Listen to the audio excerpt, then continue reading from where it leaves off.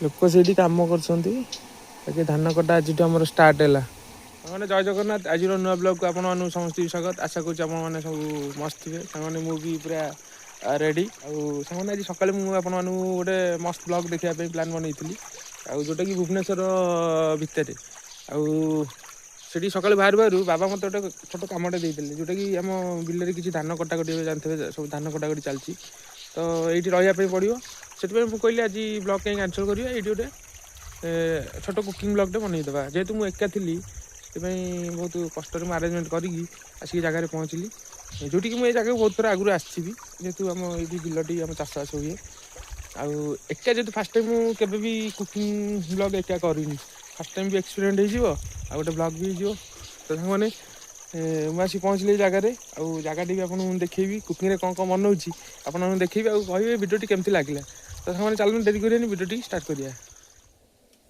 କେତେ ଜଣ ଅଛ କହିଲି କେତେ ଜଣ ଆଇଛ 6 ଜଣ ହଉ ହଉ ଧାନ ରାଇଛି ଜଣା ପଡୁନି ତମେ କଣ ଜାଣିପାରୁନ ଓହୋ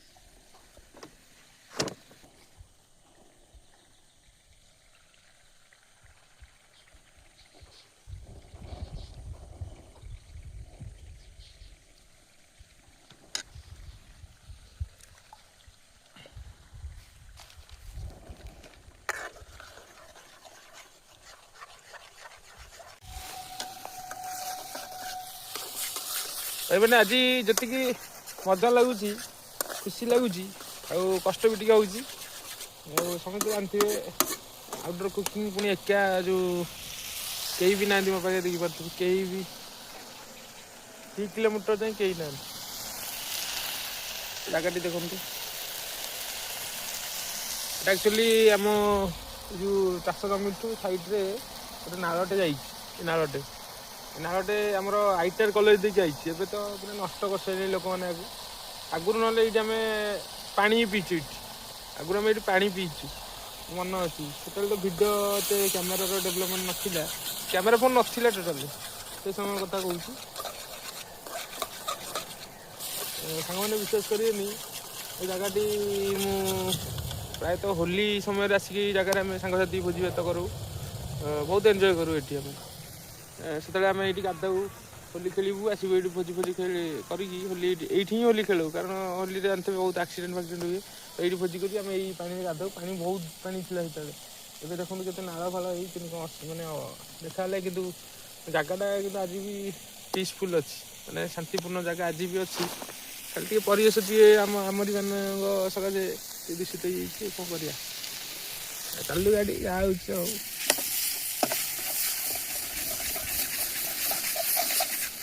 ତମ ଦଶୀ ପୋକ ମରିଗଲାଣି ଏଠି।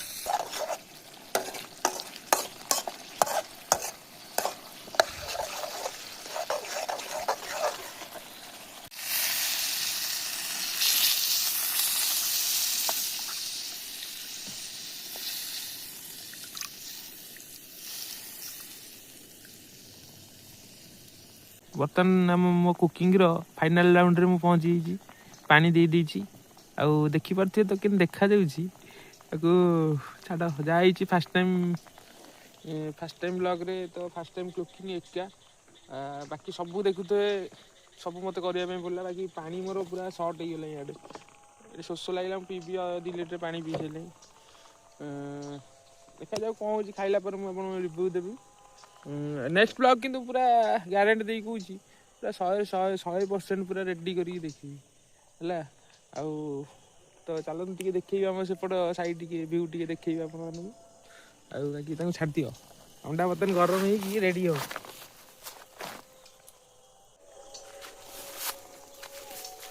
ମାନେ ଦେଖିପାରୁଥିବେ ଏଇଠି ବି କରିଥିଲେ ବଢ଼ିଆ ହେଇଥାନ୍ତା। ଏଠି କ'ଣ ହେଉଛି ନା ଯେଉଁ କନଷ୍ଟ୍ରକ୍ସନ୍ କାମ ଚାଲିନି କି ସେଇ ପିଲାମାନେ ଆସିକି ଏଠି ଟିକେ ଜାଣିଥିବେ 2 ନମ୍ବର ଟିକେ ଜିନିଷ କରିଦେଉଛନ୍ତି ବେଳେବେଳେ ସେଥିପାଇଁ ତଥାପି ସଫା ଅଛି। ମୁଁ ଆସିକି କେତେଥର ତାଙ୍କୁ ପାଟି କରୁଛି ଏଠି କରନି ସେମିତି କିଛି। ଆଉ ଦେଖିପାରୁଥିବେ ଜାଗା ଦେଖନ୍ତୁ ପୁରା ଲମ୍ବା ଜାଗା ବାଉଁଶ ଗଛ ଲାଗିଛି ବାକି ସେପଟ ସାଇଡ଼୍ ମୁଁ ଦେଖାଉଛି ବ୍ୟାକ୍ ସାଇଡ଼୍ଟା।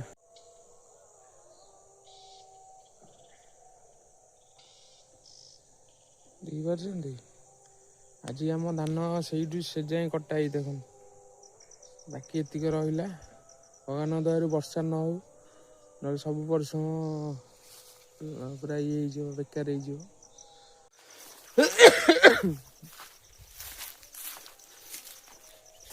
ଫାର୍ଷ୍ଟ ଟାଇମ୍ କୁକିଂ ବ୍ଲଗ୍ରେ କେତେ ମାନେ ଅସୁବିଧା ହୁଏ ମୁଁ ଆଜି ସେଇଟା ଗୋଟେ ମାନେ ଅନୁଭବ କଲି।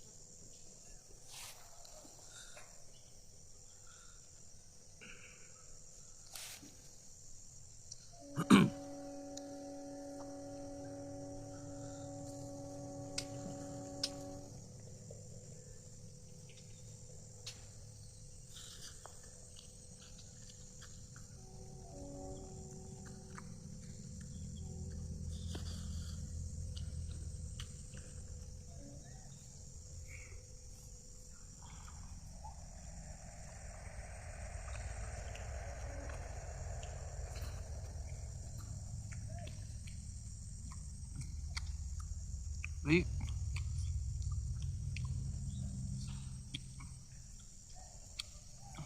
ଟିକେ ରାଗ ହେଇଯାଇଛି, ବଢ଼ିଆ ଲାଗୁଛି କିନ୍ତୁ ନେକ୍ସଟ ଟାଇମ୍ ଆଉ ଟିକେ ବଢ଼ିଆ କରିବି। ଫାର୍ଷ୍ଟ ଟାଇମ୍ ମୁଁ ନିଜେ କରିଛି, ମୋତେ ତ ଭଲ ଲାଗୁଛି। ଦେଖିବା ନେକ୍ସଟ ସାଙ୍ଗମାନେ ଆସିବେ, ମୁଁ କରିବି, ତାଙ୍କଠୁ ରିଭ୍ୟୁଟା ନେବା। ମୋତେ ଆଜି ଏ କ୍ଲାସ୍ ଲାଗୁଛି।